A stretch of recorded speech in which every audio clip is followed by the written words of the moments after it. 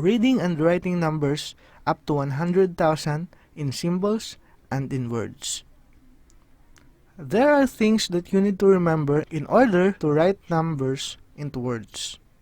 You need to be familiar with the spelling of the numbers. Just like 3, 8, 18, 13, 100, thousands, and many more. Kailangan tandaan nyo yung mga spelling ng medyo mahihirap na mga numbers. Pero alam ko, madali lang namang matandaan yan as long as sinasanay nyo yung sarili nyo.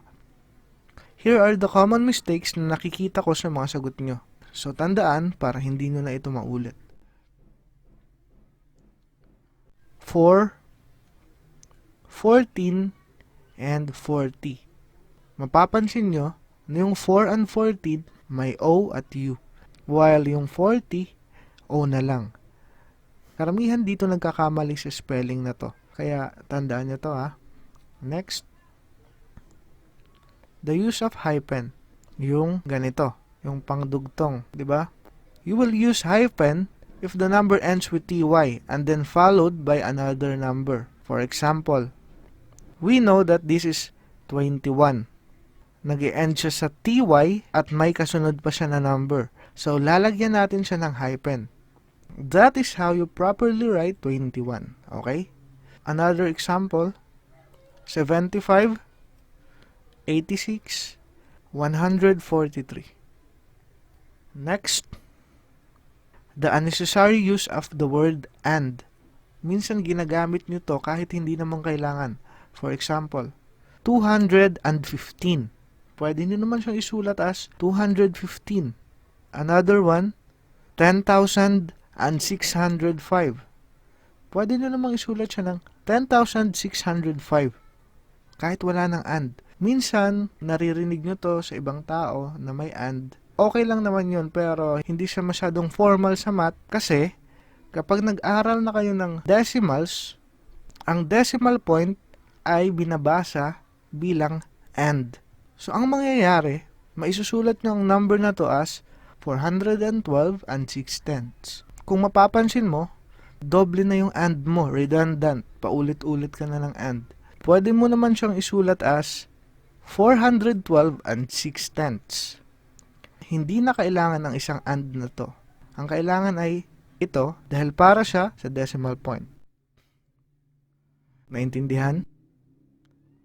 Okay. Some of you na isusulat ang ganito as 74 and 32. Dahil sa kakagamit nyo ng and, nagkakamali na kayo.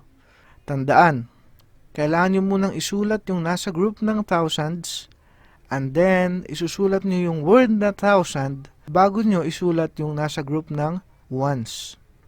So, ang mangyayari ay magiging 74,032.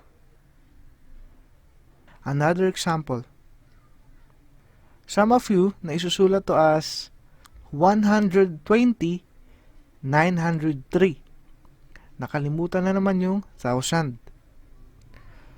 Meron din naman sa inyo na isusulat to as 12,903.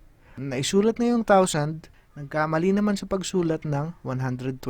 So, tatandaan nyo ha, isusulat nyo muna yung nasa group ng thousands, 120, and then isusulat nyo yung 1,000, and then isusulat nyo yung nasa group ng ones, which is 903. So, kapag binuo mo siya, 120,903. Tatandaan nyo yun kung nahihirapan kayong magsulat into numbers. So, yun lang naman yung mga common mistakes na nakikita ko. So, kung kaya mo nang isulat ang symbols into words, I am sure kayang-kaya nyo na rin gawin ang words into symbols. Kung meron kayong di naintindihan, you can repeat the video.